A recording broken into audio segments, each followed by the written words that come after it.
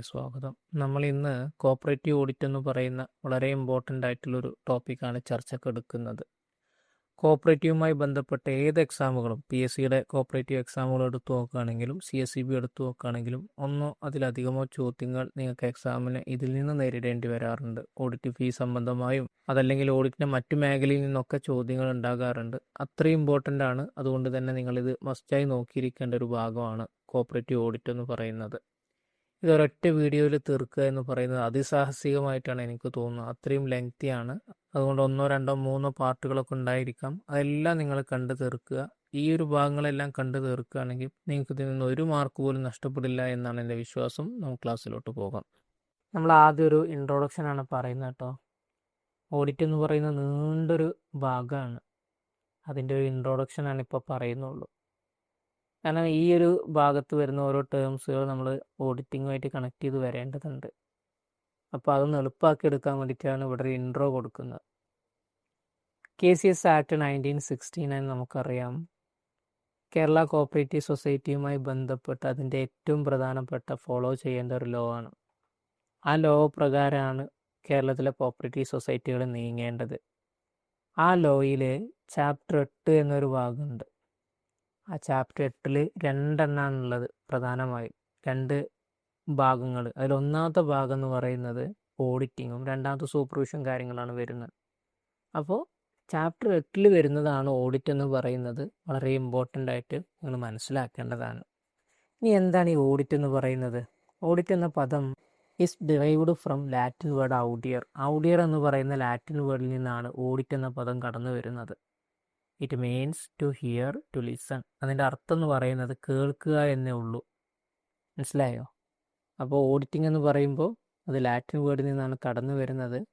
ആ Latin word ഔഡിയർ എന്നാണ്. ആ ഔഡിയറിൻ്റെ അർത്ഥം എന്ന് പറയുന്നത് ടു ഹിയർ അല്ലെങ്കിൽ ടു ലിസൺ എന്നുള്ളതാണ്. ഇനി എന്താണ് ഓഡിറ്റ് എന്ന് ഒന്നുകൂടി സിമ്പിളായിട്ട് പറയുകയാണെങ്കിൽ, audit means checking the books of accounts, vouchers, financial records of A company or A society. ഒരു സൊസൈറ്റിയുടെ അല്ലെങ്കിൽ ഒരു കമ്പനിയുടെ ഫൈനാൻഷ്യൽ റെക്കോർഡുകൾ, അതുപോലെ തന്നെ വൗച്ചറുകൾ, ബില്ലുകൾ തുടങ്ങിയ കാര്യങ്ങൾ, ബുക്സ് ഓഫ് അക്കൗണ്ട്സുകളൊക്കെ ചെക്ക് ചെയ്യുക എന്നുള്ള പ്രോസസ്സാണ് ഓഡിറ്റ് എന്ന് പറയുന്നത്. എന്തിനാണ് ഈ ഓഡിറ്റൊക്കെ നടത്തുന്നത്? ഒരു സ്ഥാപനത്തിൽ അക്കൗണ്ടിംഗ് ഒക്കെ നടത്തുന്ന സമയത്ത് അവിടെ ഫണ്ടിൽ തിരിമറി നടത്തിയിട്ടുണ്ടോ അല്ലെങ്കിൽ ആ ഫണ്ടിൽ എന്തെങ്കിലും എറേഴ്സുകൾ സംഭവിച്ചിട്ടുണ്ടോ എന്ന് പരിശോധിക്കാൻ കൂടിയാണ് ഓഡിറ്റിംഗ് നടത്തുന്നത്. അതാണ് അതിൻ്റെ ഇമ്പോർട്ടൻ്റ് ആയിട്ടുള്ളൊരു കാര്യം. എന്തിനു വേണ്ടി ഓഡിറ്റ് നടത്തുന്നു എന്ന് നമുക്കൊന്നും അറിയണം. അവിടെ എറേഴ്സ് സംഭവിച്ചോ ഫ്രോഡ് സംഭവിച്ചോ എന്ന് അറിയാൻ വേണ്ടി. എന്താണ് ഈ എറേഴ്സും ഫ്രോഡും തമ്മിലുള്ള വ്യത്യാസം? ഈ എറേഴ്സ് എന്ന് പറയുന്നത് അത് മിസ്റ്റേക്ക് സംഭവിക്കുക. Mistake in the accounts may happen accidentally. ആക്സിഡൻ്റായിട്ട് അവിചാരിതമായിട്ടാണ് അവിടെ തെറ്റ് സംഭവിക്കുന്നത്. നമ്മൾ പെട്ടെന്ന് 100 എന്ന് എഴുതേണ്ട കൊടുത്ത് ഒരു 0 കൂടിപ്പോയി 1000 ആയിപ്പോയി, അല്ലെങ്കിൽ ഒന്ന് കുറഞ്ഞു പോയി 10 എന്നായിപ്പോയി. അതവിടെ വരുന്നൊരു എറേഴ്സാണ്. അതറിയാതെ സംഭവിച്ചതാണ്.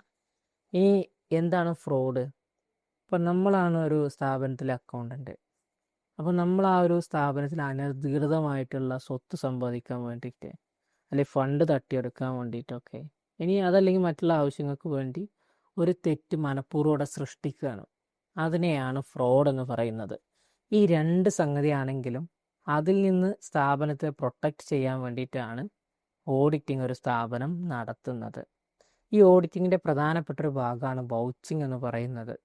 ഇതൊക്കെ നിങ്ങളൊന്ന് കേട്ടുപോയാൽ മതി, കാണാതെ പഠിക്കേണ്ട കാര്യങ്ങളൊന്നും അല്ല. എന്താണ് ഈ വൗച്ചിങ് എന്ന് പറയുന്നത്? വൗച്ചിങ് എന്ന് പറഞ്ഞു കഴിഞ്ഞാൽ തന്നെ checking vouchers, bills, receipts and other documents to make sure the entries in the books are correct and genuine. നമ്മൾ ഈ ബുക്ക് ഓഫ് അക്കൗണ്ട്സിലൊക്കെ വന്നിട്ടുള്ള എൻട്രികളൊക്കെ ഉണ്ടാവുമല്ലോ, ആ എൻട്രികളൊക്കെ കറക്റ്റും ജെന്യൂനാണെന്ന്, ബില്ലുകളാണെങ്കിലും വൗച്ചറുകളാണെങ്കിലും ഈ മറ്റെല്ലാം ജെന്യൂനാണെന്ന് ഉറപ്പിക്കുന്നൊരു പ്രോസസ്സാണ്, അല്ലെങ്കിൽ അത് നടത്തുന്നൊരു പ്രോസസ്സാണ് വൗച്ചിങ് എന്ന് പറയുന്നത്. ഓഡിറ്റ് നടത്തുന്നതിനോട് കൂടി തന്നെ വൗച്ചറുകൾ, റെസിപ്റ്റുകൾ, മറ്റുള്ള ഡോക്യുമെൻസുകൾ ഇതെല്ലാം ഒരു സ്ഥാപനത്തിലെ ഡേ ബുക്ക് എൻട്രീസുമായിട്ട് ഒന്ന് തട്ടിച്ച് നോക്കി അങ്ങനെ ഒരു എൻട്രി അവിടെ നടന്നിട്ടുണ്ട് എന്നുള്ളതൊന്ന് കൺഫേം ചെയ്യുന്ന ഒരു പ്രോസസ്സും കൂടി വൗച്ചിങ്ങിൽ വരുന്നുണ്ട്. അപ്പോൾ അതൊക്കെ പാടെ ചേർന്നതാണ് വൗച്ചിങ് എന്ന് പറയുന്നത്. എന്തിനാണ് ഈ ഡേ ബുക്കുമായിട്ട് തട്ടിച്ച് നോക്കുന്നത്? ഒരു സ്ഥാപനത്തിലെ ഒരു അക്കൗണ്ടൻ്റ് ആയിട്ടുള്ള നിങ്ങൾക്കറിയാം, ഒരു സ്ഥാപനത്തിൽ എന്ത് എൻട്രികൾ വന്നു അത് വരവാകാൻ ചിലവാകാൻ അത് അപ്പം തന്നെ പുസ്തകത്തിൽ എഴുതി വെക്കണം. അങ്ങനത്തെ ഒരു ബുക്ക് ഉണ്ടാവും, ഡേ ബുക്ക് എന്ന് പറയും. 1 രൂപയാണെങ്കിൽ പോലും അതിൽ എഴുതി വെക്കണം. അതിനെ ബേസ് ചെയ്തിട്ടാണ് പിന്നീട് ലെഡ്ജറുകളൊക്കെ നമ്മൾ തയ്യാറാക്കുന്നത്. അപ്പോൾ അതാണ് ഡേ ബുക്ക് എന്ന് പറയുന്നത്. ആ ഡേ ബുക്കിലെ എൻട്രീസുമായിട്ട് ഓരോ വരവുകൾ വരുമ്പോഴും അവിടെ റെസിപ്റ്റ് എഴുതി കൊടുക്കുന്നുണ്ടാവും, ഓരോ ചിലവുകൾ വരുമ്പോഴും അവിടെ വൗച്ചറുകൾ തയ്യാറാക്കുന്നുണ്ടാവും. ഇതൊക്കെ നമ്മളെ ഡേ ബുക്കുമായിട്ടൊക്കെ തട്ടിച്ച് നോക്കുന്നുണ്ട് ഈ വൗച്ചിങ്ങിൻ്റെ സമയത്ത്. അത് നിങ്ങളൊന്ന് മനസ്സിലാക്കിയെടുക്കണം. ഇനി എന്താണ് ലെഡ്ജർ? നമ്മൾ നേരത്തെ തയ്യാറാക്കിയിട്ടുള്ള, അപ്പോൾ ഞാൻ പറഞ്ഞിട്ടുള്ള ഡേ ബുക്ക് ഉണ്ടല്ലോ, ആ ഡേ ബുക്കിൽ നമ്മൾ ആദ്യം എഴുതുന്നു സെയിൽ നടന്നിട്ടുണ്ട് 10,000 രൂപയാണ്. പിന്നീട് നമ്മൾ എഴുതുന്നത് വേജ് കൊടുത്തിട്ടുണ്ട് 100 രൂപയാണ് അല്ലെങ്കിൽ 1000 രൂപയാണ്. പിന്നെ നമ്മൾ അതുപോലെ തന്നെ ചിലപ്പോൾ സെയിൽ നടന്നൊന്ന് വീണ്ടും എഴുതും, ചിലപ്പോൾ പർച്ചേസ് പറഞ്ഞിട്ട് എഴുതും. അങ്ങനെ നമ്മൾ ഓരോ എൻട്രികൾ അവിടെ എഴുതി വെച്ചിട്ടുണ്ടാവും. ഇനി എന്താണ് ലെഡ്ജർ എന്ന് പറഞ്ഞു കഴിഞ്ഞാൽ, സെയിലുകൾ വരുന്നതൊക്കെ കറക്റ്റ് ഡേറ്റ് പ്രകാരം ഒരു ഭാഗത്ത് എഴുതും. അതുപോലെ പർച്ചേസുകൾ വന്നാലും ഇതുപോലെ ഒരു ഭാഗത്ത് എഴുതും. വേജ് ആണെങ്കിലും മറ്റേത് ചിലവുകളാണെങ്കിലും അതൊരു പ്രത്യേകം ഒരു കോളത്തിൻ്റെ ഉള്ളിൽ എഴുതി വെക്കും. 1-ാം തീയതി സെയിൽ 1000 വന്നിട്ടുണ്ട്, 2-ാം തീയതി ചിലപ്പോൾ സെയിൽ വന്നിട്ടുണ്ടാവില്ല, 3-ാം തീയതി സെയിൽ വന്നിട്ടുണ്ടാവും. ഇതൊക്കെ നമ്മൾ ഡേ ബുക്കിൽ എഴുതി വെക്കുമല്ലോ. അത് കറക്റ്റ് ആ ഓർഡറിൽ തരം തിരിച്ച് എഴുതുന്ന ഒരു പ്രോസസ്സിംഗ് ആണ് ലെഡ്ജർ എന്ന് പറയുന്നത്. ഇതൊന്നും ഇപ്പോൾ നിങ്ങളെ പഠിപ്പിക്കേണ്ട കാര്യമല്ല, ജസ്റ്റ് ഇങ്ങനെ പറഞ്ഞു പോവുകയാണ്. അറിയാത്തവരും അറിയുന്നവരൊക്കെ ഉണ്ടാകും, എല്ലാവരും ഉൾക്കൊള്ളിച്ചിട്ടാണ് ഞാനിത് തയ്യാറാക്കുന്നത്. ഇനി അടുത്ത ടേംസുകൾ ഓഡിറ്റർ, അതുപോലെ DCA എന്താണെന്നുള്ളതാണ്. DCA means director of cooperative audit എന്നാണ് അതിൻ്റെ full. Is appointment by government. അദ്ദേഹത്തെ ഗവൺമെൻറ്റാണ് അപ്പോയിൻമെൻറ്റ് ചെയ്യുന്നതിലേക്ക് രജിസ്ട്രാറൊക്കെ പോലെ തന്നെ ഇദ്ദേഹത്തെയും അപ്പോയിൻമെൻറ്റ് ചെയ്യുന്നത് ഗവൺമെൻറ്റാണ്. DCA എന്ന് പറയുന്നത് കോപ്പറേറ്റീവ് ഓഡിറ്റിൻ്റെ ഏറ്റവും ഉയർന്ന അതോറിറ്റിയാണ്. ഓഡിറ്റുമായി ബന്ധപ്പെട്ട് അതിൻ്റെ ഏറ്റവും ഉയർന്ന അതോറിറ്റി പറയുന്നത് DCA ആണ്. The auditors submit their audit report to the DCA. എല്ലാ ഓഡിറ്റർമാരും അവരുടെ ഓഡിറ്റ് റിപ്പോർട്ട് കൊടുക്കേണ്ടത് DCAക്കാണ്. DCA എന്ന് പറയുമ്പോൾ DCA ഇനി ഒരാളെ അതിന് ചുമതലപ്പെടുത്തിയിട്ടുണ്ടെങ്കിൽ അദ്ദേഹത്തിനാണ്. അതും DCAയുടെ സ്ഥാനത്ത് നിൽക്കുന്ന ആളാണല്ലോ. The auditors is answerable only to the DCA. ഏത് ഓഡിറ്റർമാരാണെങ്കിലും, കോപ്പറേറ്റീവിൻ്റെ ഏത് ഓഡിറ്റർമാരാണെങ്കിലും അവരെല്ലാം ആൻസറബിൾ ആയിട്ടുള്ളത് DCAയോട് മാത്രമാണ്. Not to the society committee. ഒരു സൊസൈറ്റിയുടെ കമ്മിറ്റിയുമായിട്ടും അവർക്ക് ആൻസറബിൾ അല്ല. അതാണ് ഇതും മറ്റ് കമ്പനികളുടെ ഓഡിറ്ററുമായി ബന്ധപ്പെട്ടുള്ളൊരു പ്രധാനപ്പെട്ട വ്യത്യാസമായിട്ട് വരുന്നത്. ഇനി അടുത്തത് ടൈപ്സ് ഓഫ് ഓഡിറ്റ്. ഓഡിറ്റിൻ്റെ ഇനങ്ങളാണ് കേട്ടോ നമ്മൾ നോക്കുന്നത്. ഫസ്റ്റ് വൺ കണ്ടിന്യൂസ് ഓഡിറ്റർ അല്ലെങ്കിൽ കൺകറൻറ്റ് ഓഡിറ്റ്. ഈ പേര് പോലെ തന്നെ ഒരു വർഷം കണ്ടിന്യൂസ് ആയിട്ട് ഓഡിറ്റ് നടത്തുന്ന സ്ഥാപനമാണെങ്കിൽ അവിടെ നടക്കുന്നത് കണ്ടിന്യൂസ് ഓഡിറ്റ് ആണ്. In this audit type the audit work is done continuously through out the year. ഒരു വർഷം മുഴുവനായി ആ ഒരു സ്ഥാപനം ഓഡിറ്റ് വർക്ക് നടത്തിക്കൊണ്ടിരിക്കുകയാണെങ്കിൽ അത്തരം സ്ഥാപനത്തെയാണ്, അവിടെ നടക്കുന്ന ഓഡിറ്റിനെയാണ് കൺകറൻറ്റ് ഓഡിറ്റ് എന്ന് പറയുന്നത്. 2 ടൈപ്പ് കൺകറൻറ്റ് ഓഡിറ്റ് ഉണ്ട്. ഒന്ന് സിംഗിൾ കൺകറൻറ്റ് ഓഡിറ്ററും മറ്റൊന്ന് ഗ്രൂപ്പ് കൺകറൻറ്റ് ഓഡിറ്ററും. സിംഗിൾ കൺകറൻറ്റ് ഓഡിറ്റർ എന്ന് പറഞ്ഞാൽ വലിയ കോപ്പറേറ്റീവ് സ്ഥാപനങ്ങൾ ഉണ്ടാവില്ലേ, sometime like a cooperative bank പോലുള്ള, they request to the DCA. അവർ DCAയോട് അപേക്ഷിക്കും to appoint 1 auditor only for their society. ഞങ്ങളുടെ സൊസൈറ്റിക്ക് മാത്രമായിക്കൊണ്ടൊരു ഓഡിറ്റർ വേണം. കാരണം അത്ര ഇടപാടുകൾ അവിടെ നടക്കുന്നുണ്ടാവും. തങ്ങളുടെ സ്ഥാപനത്തിൻ്റെ ഇടപാടുകൾ കൂടുതൽ സുതാര്യമാക്കണമെന്ന് അവർ ആഗ്രഹിക്കുന്നുണ്ടെങ്കിൽ, അതുപോലെ അവരുടെ ഓഡിറ്റ് കൂടുതൽ എളുപ്പമാക്കണമെന്ന് അവർ ആഗ്രഹിക്കുമ്പോൾ അത്ര ഇടപാട് പരിഗണിച്ചുകൊണ്ട് അവർ ഒരു ഓഡിറ്റർ വേണമെന്ന് അവർ ആവശ്യപ്പെടും. അങ്ങനെ ആവശ്യപ്പെടണമെങ്കിൽ കൂട്ടത്തിൽ അവർ സമ്മതിക്കേണ്ട ഒരു കാര്യമുണ്ട്. The society will also inform that they are ready to bear the audit cost. അവിടെ നിയമിക്കുന്ന ഓഡിറ്റർമാരുണ്ട്. ജൂനിയർ ഓഡിറ്റർ ഉണ്ടാവും, അതുപോലെ സീനിയർ ഓഡിറ്റർ ഉണ്ടാവും, സ്പെഷ്യൽ ഗൈഡ് ഓഡിറ്റർ ഉണ്ടാവും, അസിസ്റ്റൻറ്റ് ഡയറക്ടർ ഓഡിറ്റർ ഉണ്ടാവും. ഇവരിൽ ആരെയാണ് തങ്ങൾക്ക് വേണ്ടെങ്കിൽ അവർക്ക് നിയമിക്കാം. അവർക്ക് ഗവൺമെൻറ് കൊടുക്കുന്ന സ്കെയിൽ ഓഫ് പേ ഉണ്ടാവും. ഇത് എത്രയാണോ അത് വഹിക്കാൻ ഞങ്ങൾ തയ്യാറാണ് എന്ന് പറഞ്ഞ് അത് മുൻകൂട്ടി ഗവൺമെൻറ് ട്രഷറിയിലേക്ക് കൊടുക്കണം. അങ്ങനെ തയ്യാറാകുന്ന സൊസൈറ്റികൾക്ക് വേണ്ടി DCA ഒരു ഓഡിറ്ററെ അപ്പോയിൻമെൻറ്റ് ചെയ്ത് കൊടുക്കും. അതായത് ഒരു സ്ഥാപനത്തിന് ഒരു ഓഡിറ്ററെ കണ്ടിന്യൂസ് ആയിട്ട് വെക്കുമ്പോൾ അവിടെയാണ് സിംഗിൾ കൺകറൻറ്റ് ഓഡിറ്റ് എന്ന് പറയുക. നമ്മൾ പറഞ്ഞ ഓഡിറ്റ് കോസ്റ്റ്, ഓഡിറ്റ് ഫീ നമുക്കറിയാം. അവിടെ സാധാരണഗതിയിൽ ഒരു വർഷം കഴിഞ്ഞ് ഓഡിറ്റിംഗ് തുടങ്ങും. അങ്ങനെയാണ് സാധാരണ. ഒരു വർഷത്തിന് ശേഷം പെട്ടെന്നൊരു ഓഡിറ്റ് നോക്കും. ആ ഓഡിറ്റിന് വരുന്ന ചിലവിനെയാണ് ഓഡിറ്റ് ഫീ എന്ന് പറയുക. അത് നമ്മൾ ശേഷം പറയും. എന്നാൽ ഓഡിറ്റ് കോസ്റ്റ് എന്ന് പറയുമ്പോൾ ഇങ്ങനെ ഒരു ഓഡിറ്ററെ ഞങ്ങൾക്ക് വേണ്ടി മാത്രം, അല്ലെങ്കിൽ ശേഷം പറയുന്ന ഗ്രൂപ്പ് കൺകറൻറ്റ് ഓഡിറ്റ് ഉണ്ടാവും.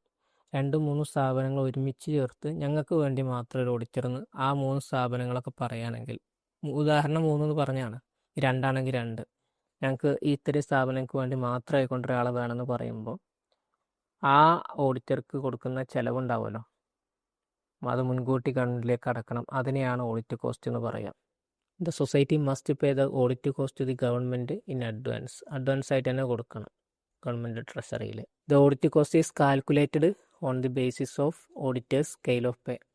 ആ ഓഡിറ്റർമാർക്ക് വരുന്ന ഗവൺമെൻറ് കൊടുക്കുന്ന സാലറിയുടെ ബേസ് ചെയ്തുകൊണ്ടായിരിക്കും ആ ഓഡിറ്റ് കോസ്റ്റ് കണക്കാക്കുന്നത്. ഓക്കെ, ഇനി എന്താണ് ഗ്രൂപ്പ് കൺകറൻറ്റ് ഓഡിറ്റ്? നേരത്തെ ഷോർട്ടായിട്ട് പറഞ്ഞു, 2-3 സ്ഥാപനങ്ങൾ ഞങ്ങളുടെ ഈ ഒരു സൊസൈറ്റികൾക്ക് വേണ്ടി മാത്രമായിക്കൊണ്ട് ഒരു ഓഡിറ്ററെ വേണമെന്ന് ആവശ്യപ്പെടുമ്പോൾ അതിനെയാണ് ഗ്രൂപ്പ് കൺകറൻറ്റ് ഓഡിറ്റർ എന്ന് പറയുക. When 2 or more societies jointly request to the DCA for one concurrent auditor, it is called group concurrent audit. 2-3 സൊസൈറ്റികൾ ഞങ്ങൾക്ക് വേണ്ടി മാത്രമായിക്കൊണ്ട് ഒരു ഓഡിറ്ററെ വേണമെന്ന് ആവശ്യപ്പെടുന്ന ആ ഒരു ഓഡിറ്റിനെയാണ് ഗ്രൂപ്പ് കൺകറൻറ്റ് ഓഡിറ്റ് എന്ന് പറയുന്നത്. DCA appoint 1 auditor for those societies. അത്രയും സൊസൈറ്റികൾക്ക് വേണ്ടി ഒരു ഓഡിറ്ററെ കൊടുക്കും. നേരത്തെ നമ്മൾ ഓഡിറ്റ് കോസ്റ്റ് എന്ന് പറയുമ്പോൾ ഒരു ഓഡിറ്ററെ വെക്കുമ്പോൾ ഒരു സ്ഥാപനത്തിന് വേണ്ടി മാത്രമാകുമ്പോൾ അവർ അദ്ദേഹത്തിനുള്ള ചിലവ് മീറ്റ് ചെയ്യും. എന്നാൽ 2-3 സ്ഥാപനങ്ങൾ ഒരുമിച്ചെടുക്കുന്ന സമയത്ത് ചിലപ്പോൾ അതിൽ വലിയ സ്ഥാപനം ഉണ്ടാവും, ചെറിയ സ്ഥാപനം ഉണ്ടാവും, നന്നേ കുറഞ്ഞ വരുമാനമുള്ള സ്ഥാപനങ്ങളുണ്ടാവും. അവരൊക്കെ ഈക്വലായിട്ട് എടുക്കുക എന്ന് പറയുമ്പോൾ പോസിബിൾ അല്ല. അപ്പോൾ അവരെങ്ങനെയാണ് ഓഡിറ്റ് കോസ്റ്റ് കൊടുക്കുന്നത്? അവരുടെ വർക്കിംഗ് ക്യാപിറ്റൽ ബേസ് ചെയ്തുകൊണ്ടാണ്.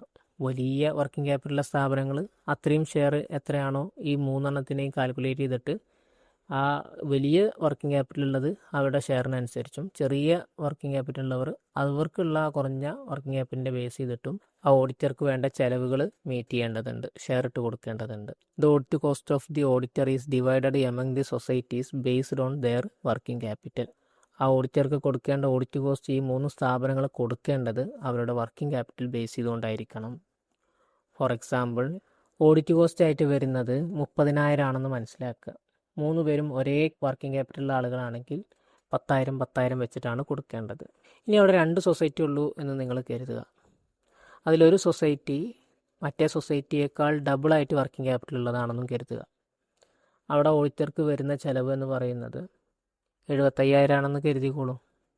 എങ്കിൽ ഡബിളായിട്ട് വർക്കിംഗ് ക്യാപിറ്റലുള്ള സൊസൈറ്റി 50,000, എന്നാൽ ആ ചെറിയ വർക്കിംഗ് ക്യാപിറ്റൽ, അതിൻ്റെ പകുതി വർക്കിംഗ് ക്യാപിറ്റലുള്ള സ്ഥാപനം 25,000 ആണ് വീതം വെച്ച് കൊടുക്കേണ്ടത്. അപ്പോൾ 75,000.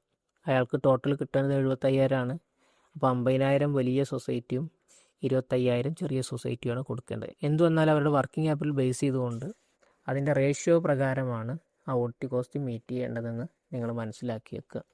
ഈ ഓഡിറ്റ് കോസ്റ്റും ഓഡിറ്റ് ഫീയും തമ്മിലുള്ള പ്രധാനപ്പെട്ട ഒരു വ്യത്യാസം എന്ന് പറയുന്നത്, ഓഡിറ്റ് കോസ്റ്റ് അഡ്വാൻസ് ആയിട്ട് കൊടുക്കണം, ഓഡിറ്റ് ഫീ കൊടുക്കേണ്ടത് ഓഡിറ്റ് കഴിഞ്ഞതിന് ശേഷമാണ്. മറ്റത് ഓഡിറ്റിങ്ങിന് മുമ്പ് കൊടുക്കണം ഓഡിറ്റ് കോസ്റ്റ്. ഓഡിറ്റ് ഫീ എന്ന് പറയുമ്പോൾ അവിടെ ഓഡിറ്റ് നടത്തിയതിന് ശേഷം നമുക്ക് കിട്ടുന്ന ഓഡിറ്റ് സർട്ടിഫിക്കറ്റിലുണ്ടാകും എത്രയാണ് കൊടുക്കേണ്ടത് കാര്യങ്ങൾ. അങ്ങനെ പിന്നീട് 1 മാസത്തിനകമാണ് ആ ഓഡിറ്റ് ഫീ കൊടുക്കേണ്ടത്. ശേഷം കൊടുക്കുന്നതാണ് ഫീസ്, മുൻകൂട്ടി കൊടുക്കുന്നതാണ് കോസ്റ്റ് എന്ന് നിങ്ങൾ മനസ്സിലാക്കി വെക്കുക. ഓഡിറ്റ് ഫീ കൊടുക്കുന്നത് യൂണിറ്റ് ഓഡിറ്റ് ആട്ടോ, ഫൈനൽ ഓഡിറ്റ് അറിയും. അവസാനം ഓഡിറ്റ് ചെയ്യുന്ന സ്ഥാപനങ്ങൾ ഉണ്ടാവുമല്ലോ, അവരാണ് ഓഡിറ്റ് ഫീ കൊടുക്കേണ്ടത്. നേരത്തെ 2ാമത്തെ ടൈപ്പ് എന്ന് പറയുന്നത് ഫൈനൽ ഓഡിറ്റ് ആണ്. ഫൈനൽ ഓഡിറ്റ് എന്ന് പറഞ്ഞാൽ is on audit done at 1 times. അതൊരു ഓഡിറ്റാണ്, 1 വർഷത്തിലൊരിക്കലെങ്കിലും ചെയ്യേണ്ട ഒരു audit. Every society must be audited. എല്ലാ സൊസൈറ്റികളും ഓഡിറ്റ് ചെയ്യേണ്ട ആവശ്യമുണ്ട്. നമ്മുടെ ലോയിൽ പറയുന്നുണ്ട്. അത്തരം ഓഡിറ്റിനെ നമ്മൾ സ്റ്റാറ്റ്യൂട്ടറി ഓഡിറ്റ് എന്ന് പറയാം, ലോയിൽ പറഞ്ഞിട്ടുണ്ടെങ്കിൽ. അത് ശേഷം പറയുന്നുണ്ട് നമ്മൾ കോപ്പറേറ്റീവ് സൊസൈറ്റി ഓഡിറ്റ് ചെയ്തിരിക്കണം എന്ന് പറയുന്നുണ്ട്. ഒരിക്കലെങ്കിലും ചെയ്തിരിക്കണം വർഷത്തിൽ.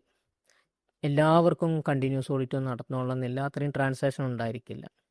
വല്ലാത്തവർ നടത്തുന്ന ഒരു ഓഡിറ്റാണ് ഫൈനൽ ഓഡിറ്റ് എന്ന് പറയുന്നത്. ഇപ്പോൾ ചെറിയ സൊസൈറ്റികൾ ഉണ്ടാവും, കസ്റ്റമർ ഉണ്ടാവും, മാർക്കറ്റ് ഉണ്ടാവും, കൊയർ സൊസൈറ്റികളുണ്ടാവും. അവർക്കൊക്കെ സ്ഥിരമായിട്ടൊരു ഓഡിറ്റർ വെക്കാനുള്ള വർക്കുണ്ടായിരിക്കില്ല, അതിനുള്ള കപ്പാസിറ്റി ഉണ്ടായിരിക്കില്ല. അവരെന്ത് ചെയ്യും? In such cases the DCA appoint an auditor for unit audit. അത്തരം കേസുകളിൽ DCA എന്ത് ചെയ്യും? ഒരു ഓഡിറ്ററെ വെക്കും. അത്രയും ചെറിയ സ്ഥാപനങ്ങൾക്ക് അല്ലെങ്കിൽ ഇടപാടുകൾ കുറഞ്ഞ സ്ഥാപനങ്ങൾക്ക് ഓഡിറ്റ് ചെയ്യാൻ വേണ്ടി ഒരു ഓഡിറ്റർ വെക്കും. അയാൾ അവിടെ വന്ന് നടത്തുന്ന ഓഡിറ്റാണ് ഫൈനൽ ഓഡിറ്റ് അല്ലെങ്കിൽ യൂണിറ്റ് ഓഡിറ്റ് എന്ന് പറയുന്നത്. The auditor checks the accounts and records of the society and present the audit report. ആ വരുന്ന ഓഡിറ്റർ അവിടെയുള്ള അക്കൗണ്ട്സുകൾ റെക്കോർഡ്സുകളൊക്കെ പരിശോധിച്ചുകൊണ്ട് അവർക്കൊരു ഓഡിറ്റ് റിപ്പോർട്ട് കൊടുക്കും. After the audit report the audit fee is fixed on the base of society's working capital. ഈ unit audit നടന്നതിന് ശേഷം ഓഡിറ്റ് ഫീ കണക്കാക്കണം. അത് സർട്ടിഫിക്കറ്റിൽ കാണിക്കേണ്ടതുണ്ട്. സാധാരണഗതിയിൽ സൊസൈറ്റികളുടെ വർക്കിംഗ് ക്യാപിറ്റൽ ബേസ് ചെയ്തിട്ടാണ് കൊടുക്കുക. എല്ലാവരും വർക്കിംഗ് ക്യാപിറ്റൽ അല്ല.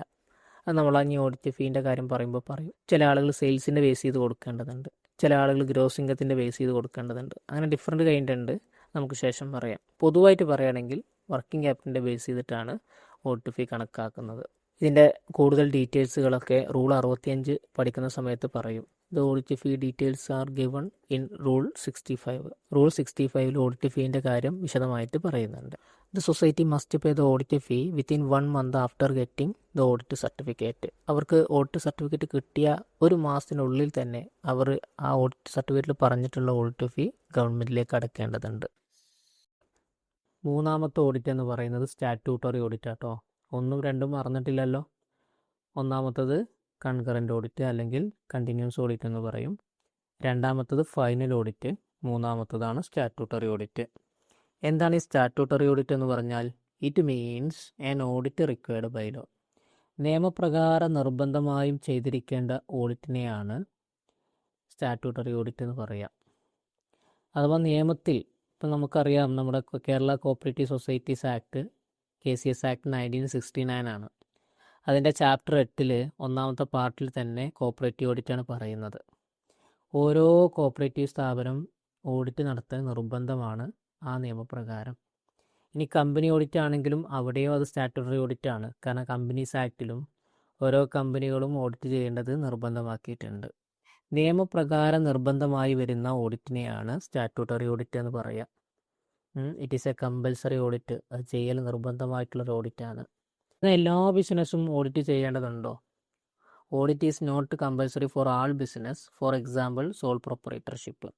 സ്വന്തമായി നടത്തുന്ന ഒരു സ്ഥാപനം, നിങ്ങൾ മാത്രമായി നടത്തുന്ന ഒരു സ്ഥാപനത്തിൽ അവിടെ ഓഡിറ്റ് ചെയ്യേണ്ടതുണ്ടോ ചോദിച്ചാൽ നമ്മുടെ കണക്കും കാര്യങ്ങളും കൂടുതൽ സുതാര്യമാകണമെങ്കിൽ നമുക്ക് വേണമെങ്കിൽ ചെയ്യാമെന്നേ പറയുള്ളൂ. എന്നാൽ മറ്റുള്ള കേസിൽ ഓഡിറ്റ് നിർബന്ധമാണ്.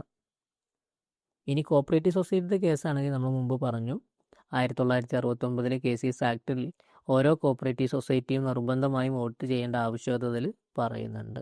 ഇതാണ് സ്റ്റാറ്റ്യൂട്ടറി ഓഡിറ്റ് എന്ന് പറയുന്നത്.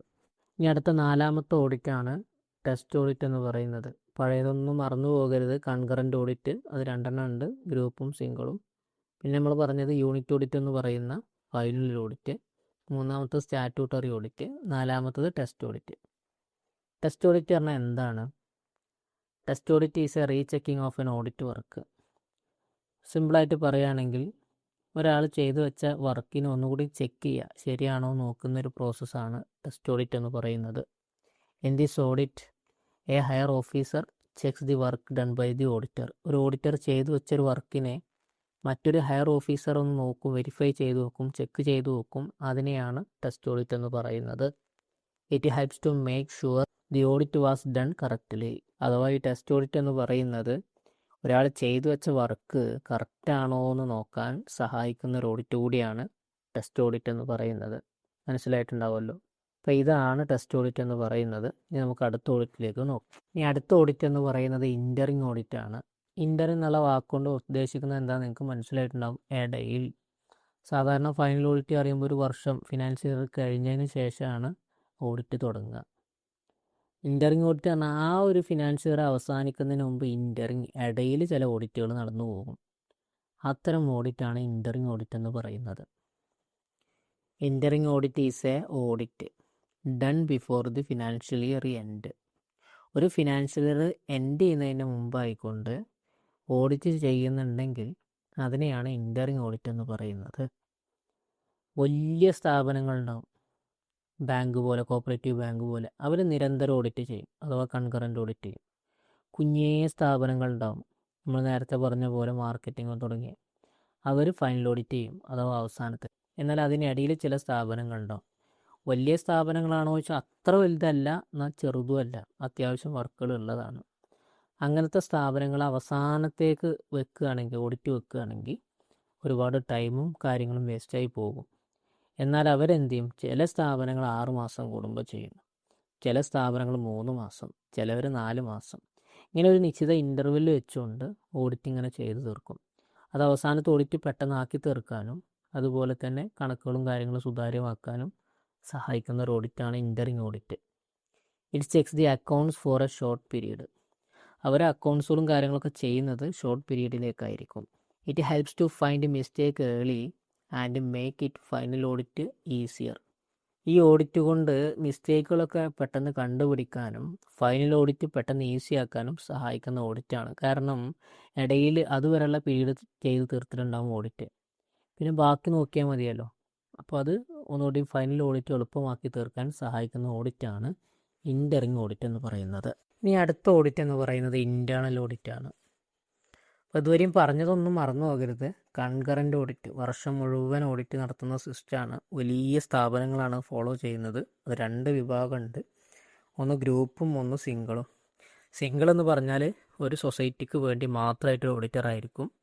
ഗ്രൂപ്പ് എന്ന് പറയുമ്പോൾ 2 3 അതിലധികമോ സൊസൈറ്റികൾക്ക് വേണ്ടി മാത്രമായിട്ടൊരു ഓഡിറ്റർ. പിന്നെ നമ്മൾ പറഞ്ഞത് ഫൈനൽ ഓഡിറ്റ്, ചെറിയ കുഞ്ഞു സ്ഥാപനങ്ങൾ ഫോളോ ചെയ്യുന്നതാണത്.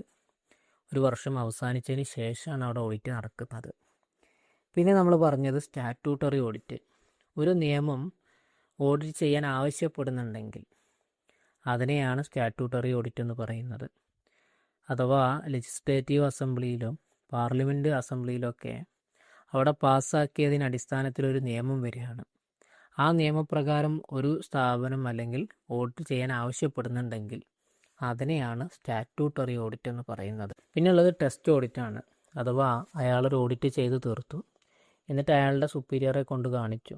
ആ സുപ്പീരിയർ മറ്റൊരാൾക്ക് ആ റിപ്പോർട്ട് കൊടുക്കുകയാണ് ഒന്ന് ചെക്ക് ചെയ്യാൻ വേണ്ടി. അയാളൊന്നുകൂടി പരിശോധിക്കുന്നു. അങ്ങനെ ആ ഉദ്യോഗസ്ഥൻ അത് പരിശോധിച്ച് നോക്കി അത് കറക്റ്റാണെന്ന് ഉറപ്പുവരുത്തുന്നു. ഇതാണ് ടെസ്റ്റ് ഓഡിറ്റ് എന്ന് പറയുന്നത്. പിന്നെ നമ്മൾ പഠിച്ചിട്ടുള്ള ഓഡിറ്റ് എന്ന് പറയുന്നത് ഇൻ്ററിംഗ് ഓഡിറ്റാണ്. ഒരു സ്ഥാപനം ഒരു വർഷത്തിനിടക്ക് പല ഘട്ടങ്ങളിലായിട്ട് ഓഡിറ്റ് ചെയ്യുന്നുണ്ടെങ്കിൽ അതിനെയാണ് ഇൻ്ററിംഗ് ഓഡിറ്റ് എന്ന് പറയുന്നത്. പിന്നുള്ളതാണ് ഇൻറ്റേർണൽ ഓഡിറ്റ് എന്ന് പറയുന്നത്. എന്താണ് ഇൻറ്റേർണൽ ഓഡിറ്റ് എന്ന് പറഞ്ഞു കഴിഞ്ഞാൽ? ഇൻറ്റേർണൽ ഓഡിറ്റ് എന്ന് പറഞ്ഞു കഴിഞ്ഞാൽ an audit done within the institution അല്ലെങ്കിൽ സൊസൈറ്റി. ഒരു സൊസൈറ്റിക്കകത്ത് നടത്തുന്ന ഒരു ഓഡിറ്റാണ് ഇൻറ്റേർണൽ ഓഡിറ്റ് എന്ന് പറയുന്നത്. അപ്പോൾ സാധാരണ എല്ലാ ഓഡിറ്റും ഒരു സൊസൈറ്റിക്കകത്തല്ലേ നടക്കുന്നതെന്ന് ചോദിച്ചാൽ, അഥവാ പുറത്തുനിന്ന് ഒരാൾ വന്നിട്ടല്ല ഇവിടെ ഓഡിറ്റ് ചെയ്യുന്നത്. എന്നാൽ ഇൻറ്റേർണൽ ഓഡിറ്റിങ്ങിൽ ആ സ്ഥാപനം തന്നെ ഒരാളെ വെക്കുകയാണ്, അവിടുത്തെ ഒരു സീനിയർ സ്റ്റാഫിനെ അല്ലെങ്കിൽ ഒരു അക്കൗണ്ടൻറ്റിനെ വെച്ചിട്ട് അയാളുടെ ഈ സ്ഥാപനം ഒന്ന് ഓഡിറ്റ് ചെയ്യാൻ വേണ്ടി പറയുകയാണെങ്കിൽ അവിടെ ഉള്ളതിനെയാണ് ഇൻറ്റേർണൽ ഓഡിറ്റ്. ആ വാക്ക് വെക്കുക, ഇൻറ്റേർണൽ, അകത്തുനിന്ന് നടത്തുന്ന ഒരു ഓഡിറ്റ് ഇൻറ്റേർണൽ ഓഡിറ്റ് എന്ന് പറയുന്നത്. It is conducted by the internal auditor or appointment staff. അഥവാ ഇത് നടത്തുന്നത്, ഈ ഓഡിറ്റ് നടത്തുന്നത് ഇൻറ്റേർണൽ ഓഡിറ്ററാണ് അല്ലെങ്കിൽ അവിടെ ഉള്ളൊരു സ്റ്റാഫാണ്. ഇൻറ്റേർണൽ ഓഡിറ്റർ അറിയുമ്പോൾ അവരൊരു ഓഡിറ്റർ വെക്കുകയാണ്, ആ ഒരു കമ്മിറ്റി അല്ലെങ്കിൽ ആ ഒരു സൊസൈറ്റി അവരൊരു ഓഡിറ്റർ വെക്കുന്നുണ്ടെങ്കിൽ അയാൾ നടത്തും. അതല്ലെങ്കിൽ അവരെന്ത് ചെയ്യും, സ്ഥാപനത്തിനകത്ത് ഏറ്റവും പഴക്കമുള്ള ഒരു സ്റ്റാഫിനെ, എക്സ്പീരിയൻസ് ആയിട്ടുള്ള ഒരു സ്റ്റാഫിനെ വെക്കും. അദ്ദേഹമാണ് ഇൻറ്റേർണൽ ഓഡിറ്റർ എന്ന് പറയുന്നത്. The auditor checks the accounts records and financial റെക്കോർഡ്സുകൾ. സാധാരണ ഓഡിറ്റർ ചെയ്യും പോലെ തന്നെ ഇൻറ്റേർണൽ ഓഡിറ്ററും അവിടെയുള്ള ഫയലുകൾ, റെക്കോർഡ്സുകൾ, ട്രാൻസാക്ഷനുകളൊക്കെ പരിശോധിക്കും. It helps to find mistake and fraud and maintain proper control. ഇതെന്തിനു വേണ്ടി സഹായിക്കും? ആ ഒരു സ്ഥാപനത്തിൽ മിസ്റ്റേക്കുകളൊന്നുമില്ല, കണക്കുകളിൽ ഫ്രോഡുകളൊന്നും സംഭവിച്ചിട്ടില്ല എന്ന് ഉറപ്പിക്കാൻ വേണ്ടിയിട്ടും, അതുപോലെ അവിടെ ഒരു പ്രോപ്പർ കൺട്രോൾ ആ സ്ഥാപനത്തിൽ ഫൈനാൻഷ്യലായിട്ടുള്ളൊരു പ്രോപ്പർ കൺട്രോൾ കൊണ്ടുവരാനും ഈ ഇൻറ്റേർണൽ ഓഡിറ്റ് സഹായിക്കുന്നുണ്ട്. ഇവിടെയുള്ള ഒരു പ്രധാനപ്പെട്ട ഒരു കാര്യം എന്ന് പറയുന്നത് the audit report is given to the management. ഇവിടെ മാനേജ്മെൻറ്റിനാണ് റിപ്പോർട്ട് സമർപ്പിക്കുക. ഫൈനൽ ഓഡിറ്റ് ആണെങ്കിലും മറ്റുള്ള ഓഡിറ്റുകളിലൊക്കെ നിയമിക്കുന്നത് DC ആയിരിക്കും. അപ്പോൾ DCക്കാണ് അവർ കൊടുക്കുന്നത്. എന്നാൽ ഇവിടെ നിയമിക്കുന്നത് ആരാണ്? കമ്മിറ്റിയാണ്, മാനേജ്മെൻറ്റാണ്. അപ്പോൾ അവിടെ കൊടുക്കേണ്ടതും ആർക്കാണ്? മാനേജ്മെൻറ്റിനാണെന്ന് നിങ്ങൾ ഓർത്തു വെക്കുക. ഇതാണ് ഇൻറ്റേർണൽ ഓഡിറ്റ്. അടുത്ത ഓഡിറ്റ് ടൈപ്പ് എന്ന് പറയുന്നത് ഇൻറ്റേർണൽ ചെക്കാണ്. Internal check means dividing work among the different employees. ഒരു സ്ഥാപനത്തിലുള്ള എല്ലാ വർക്കേഴ്സിനും വർക്കുകൾ ഡിവൈഡ് ചെയ്ത് കൊടുക്കുന്ന ഒരു പ്രോസസ്സാണ് ഇൻറ്റേർണൽ ചെക്ക്. അതിനൊരു ശൈലിയുണ്ട്, പറയാം. The work done by one employee is checked by another employee. ഒരു എംപ്ലോയി ചെയ്ത ജോലിയുടെ ബാക്കി ഭാഗമാണ് അടുത്ത ആൾ ചെയ്യുക. അപ്പോൾ അത് ചെയ്യണമെന്നുണ്ടെങ്കിൽ മുമ്പത്തെ വർക്ക് പരിശോധിക്കേണ്ടി വരും. ഓട്ടോമാറ്റിക് ചെക്കിംഗ് സംവിധാനം അവിടെ അലേർട്ടായിരിക്കും. It help to find mistake easily. ഈ ഒരു സിസ്റ്റം പെട്ടെന്ന് തെറ്റുകൾ കണ്ടെത്താൻ സഹായിക്കും. കാരണം ഒരാൾക്ക് വർക്ക് ചെയ്യണമെങ്കിൽ മുമ്പത്തെ ആളുടെ വർക്ക് ഫിനിഷിങ് കറക്റ്റായിരിക്കണം, എങ്കിലും അടുത്ത ആൾക്ക് ചെയ്യാൻ പറ്റുള്ളൂ. For example, one employee received cash. ഒരു എംപ്ലോയി ആയിരിക്കും ക്യാഷ് റിസീവ് ചെയ്യുന്നത്. Another person records it books. അഥവാ മറ്റൊരു എംപ്ലോയി എന്ത് ചെയ്യും, ആ ഒരു കാര്യം, ആ ഒരു എൻട്രി ബുക്കിൽ എഴുതും. ഇനി അടുത്ത എംപ്ലോയിയോ ആ കിട്ടിയ ക്യാഷും നോക്കും, അതുപോലെ തന്നെ റെക്കോർഡ് ചെയ്ത ഫിഗറും നോക്കും, കറക്റ്റാണോ നോക്കും.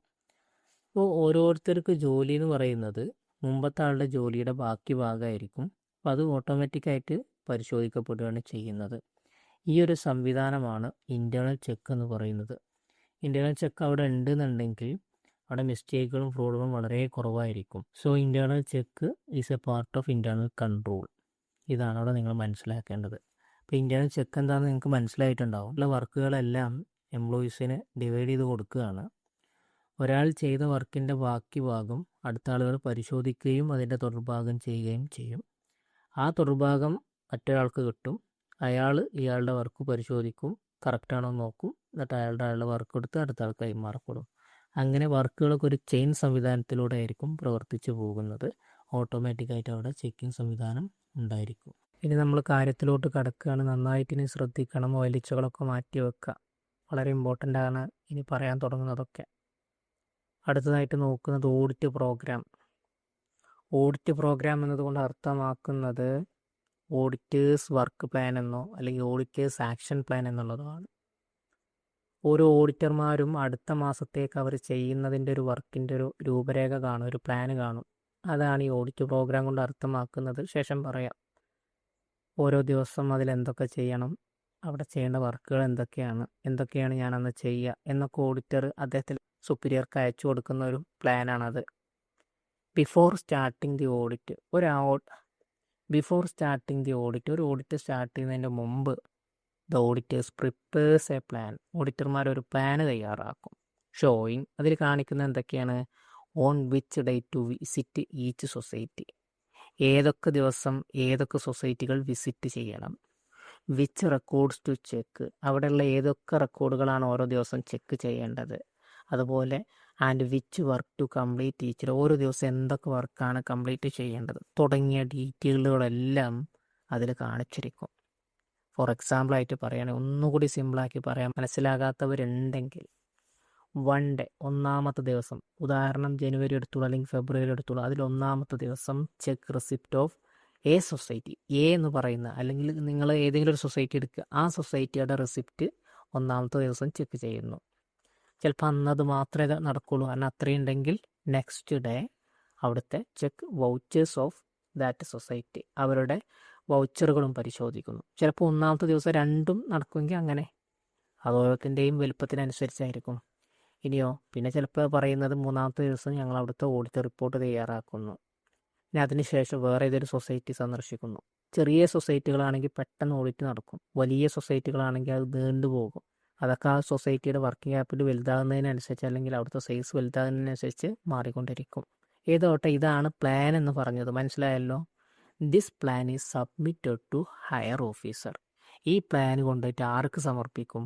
ആ ഓഡിറ്ററുടെ സുപ്പീരിയർ ആയിട്ടുള്ള ഓഫീസർക്ക് സമർപ്പിക്കും. ഇനി ഈ സുപ്പീരിയർ എന്നൊക്കെ പറയുമ്പോൾ ഏറ്റവും ടോപ്പുള്ളത് ആരാണ്? DCA ആയിരിക്കും. ഓഡിറ്റർമാരിലെ ഏറ്റവും top DCA. Under the DCO, അദ്ദേഹത്തിൻ്റെ അണ്ടറിൽ വരുന്നത് ജോയിൻ്റ് ഡയറക്ടേഴ്സ്. അവർ working at district level work ചെയ്യുന്ന ആളുകളാണ്. ഇനി അവരുടെ അടിയിലോ assistant auditors, working at the taluk level work ചെയ്യുന്നവരാണ് അസിസ്റ്റൻ്റ് ഓഡിറ്റേഴ്സ്. ഈ അസിസ്റ്റൻ്റ് ഓഡിറ്റേഴ്സിൻ്റെയും അണ്ടറിലാണ് മറ്റു ഓഡിറ്റർമാർ വരുന്നത്. Auditors working under the assistant auditors conduct audit in different cooperative society. മനസ്സിലായല്ലോ. സാധാരണ ഓഡിറ്റർമാർ അസിസ്റ്റൻ്റ് ഓഡിറ്ററുടെ കീഴിൽ വർക്ക് ചെയ്യുന്നു. അവരാണ് വിവിധ സൊസൈറ്റികളുടെ ഓഡിറ്റുകളൊക്കെ കണ്ടക്ട് ചെയ്യുന്നത്. മനസ്സിലാകത്തുണ്ടെങ്കിൽ നിങ്ങൾ കമൻ്റായിട്ട് ചോദിക്കട്ടോ, മടി കൂടണ്ട. ഇനി പറയുന്നത് audit program is prepare in systematical way. ഞാൻ നേരത്തെ പറഞ്ഞ ഒരു സിസ്റ്റമാറ്റിക്കലായിട്ടായിരിക്കും ആ ഓഡിറ്റ് പ്രോഗ്രാമൊക്കെ നടത്തുക. അതിൽ മാറ്റങ്ങളൊക്കെ വരികയാണെങ്കിലൊക്കെ മേൽഘടകത്തെ അറിയിക്കണമൊക്കെ പറയാം. The auditors prepare and submit the audit plan to assistant auditor. ഇപ്പോൾ താഴെയുള്ളത് ഓഡിറ്റേഴ്സാണ്, അവർ അസിസ്റ്റൻ്റ് ഓഡിറ്റർ. തൊട്ട് മുകളിലുള്ള താലൂക്ക് ലെവലിൽ പ്രവർത്തിക്കുന്ന അസിസ്റ്റൻ്റ് ഓഡിറ്റർക്ക് എന്ത് ചെയ്യും, അവരുടെ ഓഡിറ്റ് പ്ലാൻ അയച്ചു കൊടുക്കും. The plan guides how to the audit work is conducted. ആ പ്ലാൻ എന്ന് പറയുന്നത് എങ്ങനെയാണ് അവിടുത്തെ ഓഡിറ്റ് വർക്ക് കണ്ടക്ട് ചെയ്യുന്നതിനെ കുറിച്ചുള്ള ഒരു വ്യക്തമായ പ്ലാനായിരിക്കും അത്. The audit program is help to higher officers. ഈ ഓഡിറ്റ് പ്രോഗ്രാം, ഈ ഓഡിറ്ററുടെ ഈ ഓഡിറ്റ് പ്രോഗ്രാം മേൽഘടകത്തിലുള്ള അദ്ദേഹത്തിൻ്റെ സുപ്പീരിയർ ആയിട്ടുള്ള ഓഫീസറെ സഹായിക്കുന്നുണ്ട്. എങ്ങനെയൊക്കെ? To know where is the auditor is working. ആ ഓഡിറ്റർ എവിടെയാണ് വർക്ക് ചെയ്യുന്നത് ഈ പ്ലാൻ നോക്കി ആ ഹയർ ഓഫീസർക്ക് കാണാൻ പറ്റും, എവിടെയാണ് വർക്ക് ചെയ്യുന്നതെന്ന് അറിയാൻ പറ്റും. അതുപോലെ which society is being audited, ഏതൊക്കെ സൊസൈറ്റികളാണ് ഓഡിറ്റ് ചെയ്ത് കഴിഞ്ഞിട്ടുള്ളത് അത് ആ പ്ലാൻ നോക്കിയാൽ മനസ്സിലാക്കാൻ പറ്റും. അതുപോലെ തന്നെ and which societies are still pending, ഏതൊക്കെ സൊസൈറ്റിയാണ് ഇപ്പോഴും പെൻഡിങ് ആയിട്ട് നിൽക്കുന്നത് അതും അത് നോക്കിയാൽ അറിയാൻ പറ്റും. ഇതൊക്കെയാണ് ഈ സുപ്പീരിയർ ഓഫീസർക്ക് ഓഡിറ്റ് പ്രോഗ്രാം കൊണ്ടുള്ള നേട്ടം അല്ലെങ്കിൽ ഒരു ബെനിഫിറ്റ് എന്ന് പറയുന്നത്. If there is any change in the audit program, ഇനി ഏതെങ്കിലും ഒരു ഓഡിറ്ററുടെ ഓഡിറ്റ് പ്രോഗ്രാമിൽ എന്തെങ്കിലും ഡീവിയേഷൻ ചേഞ്ച് വന്നു കഴിഞ്ഞാൽ the higher officer must be informed, അദ്ദേഹത്തിൻ്റെ സുപ്പീരിയർ ഓഫീസറെ അദ്ദേഹം അറിയിച്ചിരിക്കണം. This is called program deviation. ഇതിനെയാണ് പ്രോഗ്രാം ഡീവിയേഷൻ എന്ന് പറയുന്നത്. സപ്പോസ് അദ്ദേഹത്തിന് എന്തെങ്കിലും ഇൽനെസ് വന്നേക്കാം, അതല്ലെങ്കിൽ എന്തെങ്കിലും ഒരു കാരണം കൊണ്ട് അദ്ദേഹത്തിന് അന്ന് ആ ഒരു വർക്ക് നടന്നില്ല എങ്കിൽ അദ്ദേഹത്തിൻ്റെ സുപ്പീരിയർ ആയിട്ടുള്ള ഓഫീസർ അദ്ദേഹം അറിയിച്ചിരിക്കണം. ഇനി if the auditor change the audit program without informing the higher officer, അദ്ദേഹത്തിൻ്റെ സുപ്പീരിയർ ആയിട്ടുള്ള ഓഫീസറെ അറിയിക്കാതെ അദ്ദേഹം ഈ ഒരു ഓഡിറ്റ് പ്രോഗ്രാം, ഈ ഒരു ഓഡിറ്റ് പ്ലാൻ ചേഞ്ച് ചെയ്തിട്ടുണ്ടെങ്കിൽ ആക്ഷൻ ക്യാൻ ബി ടേക്കൺ.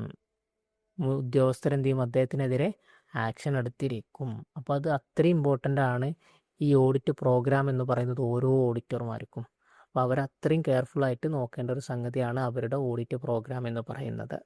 ഇനി if the planned work like to check receipts or vouchers, ഇനി നമ്മൾ പ്ലാൻ ചെയ്തിട്ടുള്ളൊരു വർക്കുണ്ട്. സപ്പോസ് വൗച്ചറുകൾ നോക്കലായിരിക്കാം, ചെക്ക് ചെയ്യലായിരിക്കും, അല്ലെങ്കിൽ റെസിപ്റ്റ് ചെക്ക് ചെയ്യലായിരിക്കാം.